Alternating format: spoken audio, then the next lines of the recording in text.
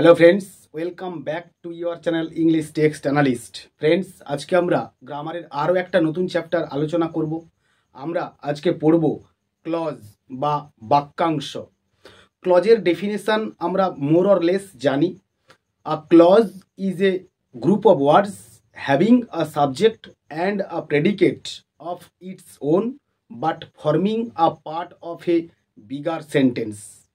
অর্থাৎ একটা ক্লজ বা একটা বাক্যাংশ যেটার মধ্যে একটা নিজস্ব সাবজেক্ট এবং একটা প্রেডিকেট থাকবে এবং সেটা একটা বৃহত্তর বাক্য গঠন করবে। তো এই ক্লজকে আমরা বেসিক্যালি তিনটে ভাগে ভাগ করব। আমরা নাম্বার ওয়ানে আমরা চলে আসব principal clause or independent clause or main clause. Next আমরা পাচ্ছি subordinate clause or dependent clause, and finally আমরা পাচ্ছি কোঅর্ডিনেটিং ক্লজ। আবার এই সাবঅর্ডিনেট ক্লজকে আমরা তিনটে ভাগে ভাগ করব। একটা হচ্ছে noun clause or nominal clause, আরেকটা হচ্ছে adjective clause or relative clause, and finally হচ্ছে adverb clause or adverbial clause. Let's have a look. Clause কথার অর্থ হচ্ছে বাক্যাংশ। আমরা আগেই জেনেছি ক্লজকে তিনটে ভাগে ভাগ করেছি আমরা, principal or independent or main clause, subordinate clause or dependent clause, আর একটা হচ্ছে কোঅর্ডিনেট ক্লজ। এই সাবঅর্ডিনেট ক্লজকে আমরা তিনটে ভাগে ভাগ করব। বললাম আমি আগেই যে noun clause or nominal clause, adjective clause or relative clause, আর একটা হচ্ছে adverb clause or adverbial clause. Next আমরা এই সমস্ত ক্লাসিফিকেশনসের ডেফিনেশনস এবং তার এক্সাম্পলস জানব। সঙ্গে সঙ্গে আমরা নাউন, অ্যাডজেক্টিভ এবং অ্যাডভার্বিয়াল ক্লজ সঙ্গে সঙ্গে কোঅর্ডিনেটিং ক্লজের আমরা বেশ কিছু লিঙ্কার্স এর সঙ্গে পরিচয় করব। তো আমরা এবার একটুখানি দেখে নেব। দেখো যে ক্লজের ডেফিনেশন আমি আগেও বলেছি, আরও একবার লিখে দেখাচ্ছি। দেখো, a clause is a group of words having a subject and a predicate of its own but forming a part of a bigger sentence. আমরা দুটো এক্সাম্পল নিয়েছি এখানে। As he is ill he can not come. যেহেতু সে অসুস্থ সে কারণে সে আসতে পারেনি। নেক্সট নিয়েছি this is the boy who did ইট।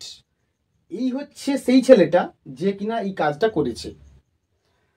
তো আমরা দেখে নিয়েছি যে অ্যাজ হি ইজ ইল, তো এটা মানে হি ক্যান নট কামকে বাদ দিলে এই অংশটা অ্যাজ হি ইজ ইল, এই অংশটা তার মনের ভাবকে সম্পূর্ণ করতে পারছে না বা সম্পূর্ণ অর্থকে প্রকাশ করতে পারছে না।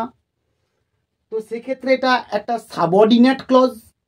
আর যেহেতু এই অংশটাকে বাদ দিলে হি ক্যান নট কাম, এ কিন্তু নিজের অর্থ সম্পূর্ণভাবে প্রকাশ করতে পারছে। তো সেক্ষেত্রে এটা একটা প্রিন্সিপাল ক্লজ। আমরা আসবো প্রিন্সিপাল ক্লজের ডেফিনেশনে, সাবঅর্ডিনেট ক্লজের ডেফিনেশনে আমরা আসবো। নেক্সট বলছে যে this is the boy who did ইট। তাহলে আমরা যদি হু ডিড ইটটাকে আড়াল করি তো আমরা দেখতে পাবো যে দিস ইজ দ্য বয়, এই কথাটার দ্বারা এই হচ্ছে একটা ছেলে। তাহলে এটা একটা প্রিন্সিপাল ক্লজ, এর নিজস্ব স্বাধীন ক্ষমতা রয়েছে নিজের অর্থ প্রকাশ করার। কিন্তু হু ডিড ইট, এই দিস ইজ দ্য বয়কে বাদ দিলে কিন্তু সে সম্পূর্ণ অর্থ প্রকাশ করতে পারছে না। সে কারণে এটা হচ্ছে সাবঅর্ডিনেট ক্লজ। তো এইবার আমরা একটুখানি দেখে নেব। দেখো প্রিন্সিপাল ক্লজের ডেফিনেশন। যে ক্লজ বাক্যে অন্য কোনো ক্লজের উপর নির্ভর করে না, বরং যার উপর সাবঅর্ডিনেট ক্লজকে নির্ভর করতে হয় তাকে প্রিন্সিপাল ক্লজ বলে। Example, as he is ill he can not go. তাহলে হি ক্যান নট গোটা হচ্ছে principal clause. This is the boy who did it, this is the boy হলো প্রিন্সিপাল ক্লজ। ঠিক একই রকম করে 3 নম্বরে সাবঅর্ডিনেট ক্লজ। যে ক্লজ বাক্যে অন্য কোনো ক্লজের উপর নির্ভর করে তাকে সাবঅর্ডিনেট ক্লজ বলে। Example, this is the boy who did it, who did ইট, এই কথাটা হচ্ছে সাবঅর্ডিনেট ক্লজ। এইবার দুটো এক্সাম্পলস নিয়েছি, একটুখানি দেখো। নাম্বার ওয়ানে পাচ্ছি I know where he is, আর একটা সেন্টেন্স পাচ্ছি the book that you gave me is lost. তাহলে প্রিন্সিপাল ক্লজ হচ্ছে আই নো, আর তার সাবঅর্ডিনেট ক্লজ হচ্ছে হোয়ার হি ইজ। আর the book that you gave me is lost, এর প্রিন্সিপাল ক্লজ হচ্ছে দ্য বুক ইজ লস্ট। আর তার সাবঅর্ডিনেট ক্লজ হচ্ছে that you gave me. Noun clause, একটি বাক্যে একটি নাউন ক্লজ নাউনের মতো কাজ করে এবং দ্যাট দ্বারা নির্দেশিত হয়। আবার কোনো কোনো সময় ইন্টারোগেটিভ প্রোনাউন এবং ইন্টারোগেটিভ অ্যাডভার্বও নেয়। আমরা নাউন ক্লজের লিঙ্কার্সগুলো একটুখানি দেখে নেব। দেখো, দ্যাট, হোয়াট, হোয়াই। আমরা সেন্টেন্সে এবার পুট করব, I know what he wants, আমি জানি সে কি চায়। অ্যাডজেক্টিভ ক্লজ, একটি অ্যাডজেক্টিভ ক্লজ একটি বাক্যে অ্যাডজেক্টিভের মতো কাজ করে এবং বাক্যের একটি নাউন বা প্রোনাউনকে কোয়ালিফাই করে বা নির্দেশিত করে। আমরা কিছু রিলেটিভ প্রোনাউনকে দেখে নেব যেগুলো কিনা অ্যাডজেক্টিভ ক্লজের মতো করে কাজ করে, হু, হুইচ, দ্যাট, অ্যাজ। আবার কিছু রিলেটিভ অ্যাডভার্বস যারাও অ্যাডজেক্টিভের মতো কাজ করে, when, where, how, why, whence, as. আমরা সেন্টেন্সে এইবার এই সমস্ত লিঙ্কার্সগুলোর কে আমরা পুট করব। This is the boy who did it, হুটা হচ্ছে এখানে অ্যাডজেক্টিভ ক্লজ। আর the book which he bought has been lost, হুইচটা এখানে হচ্ছে অ্যাডজেক্টিভ ক্লজ। নেক্সট আমরা চলে আসব অ্যাডভার্বিয়াল ক্লজ। একটি অ্যাডভার্ব ক্লজ বাক্যে একটি অ্যাডভার্বের মতো কাজ করে এবং বাক্যে একটি ভার্ব, একটি অ্যাডজেক্টিভ কিংবা অপর একটি অ্যাডভার্বকে নির্দেশিত করে বা বিশেষিত করে বা মডিফাই করে। অ্যাডভার্ব ক্লজের লিঙ্কার্সগুলো আমরা দেখে নেব। Adverbial clause of time, when, while, after, before, till, until, since, etcetera. Adverbial clause of place, where, whence, wherever, etcetera. Adverbial clause of reason or cause, as, because, that, since, etcetera. আমরা এইবার এগুলোকে একটুখানি সেন্টেন্সে put করব। Example, wait until I come, অপেক্ষা করো যতক্ষণ না আমি আসি। হি কেম হোয়েন আই ওয়াজ দেয়ার, সে এলো যখন আমি সেখানে ছিলাম। হোয়েনটা হচ্ছে এখানে adverbial clause of time.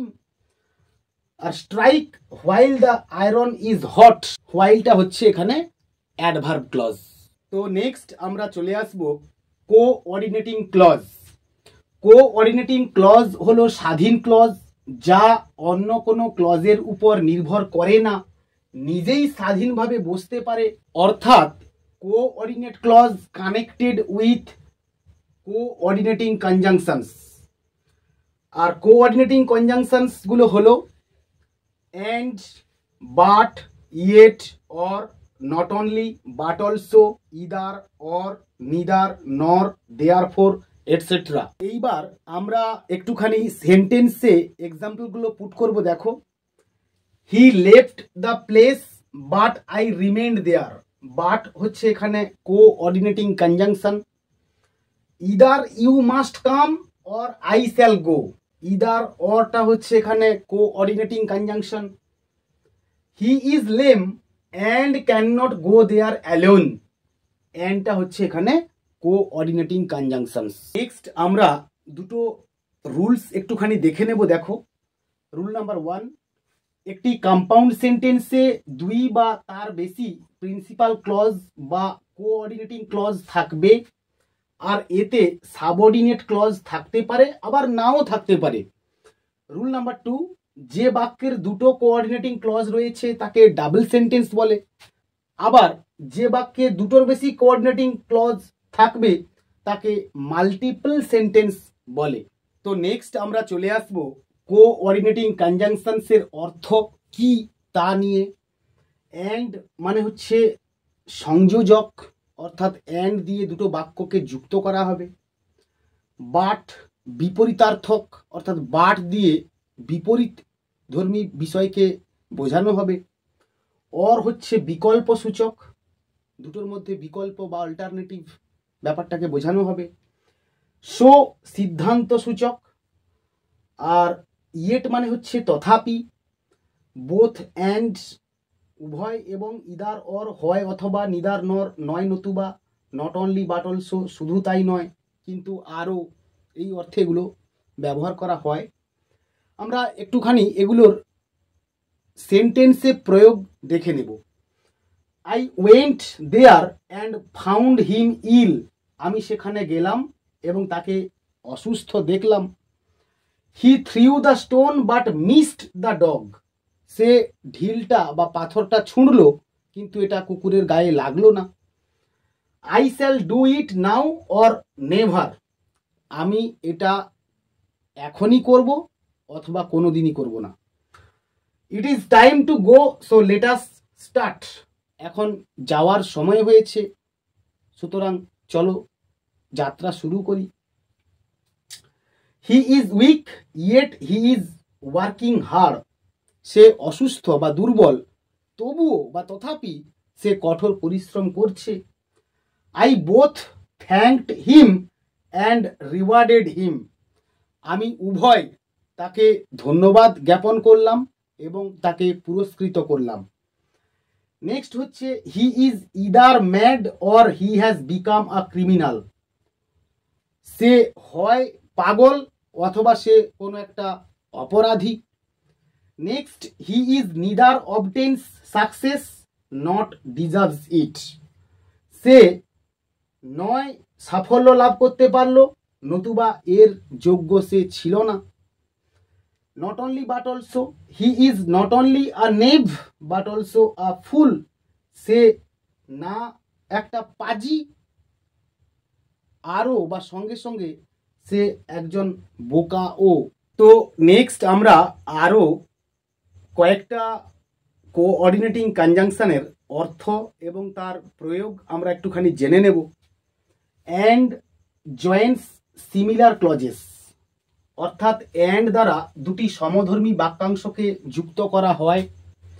But Joints ডিসসিমিলার clauses, অর্থাৎ বাট দ্বারা দুটি ডিসসিমিলার অর্থাৎ দুটি বিপরীতধর্মী বাক্যাংশকে যুক্ত করে। অর ডিনোটস চয়েস, অর্থাৎ অর দ্বারা এটি অথবা ওটি এরূপ দুটি বাক্যাংশকে যুক্ত করতে ব্যবহৃত হয়। ইদার অর নিদার নর আর placed just before the alternatives, অর্থাৎ ইদার অর অথবা নিদার নর দ্বারা যার বিকল্প বোঝায় ঠিক তার পূর্বে বসে।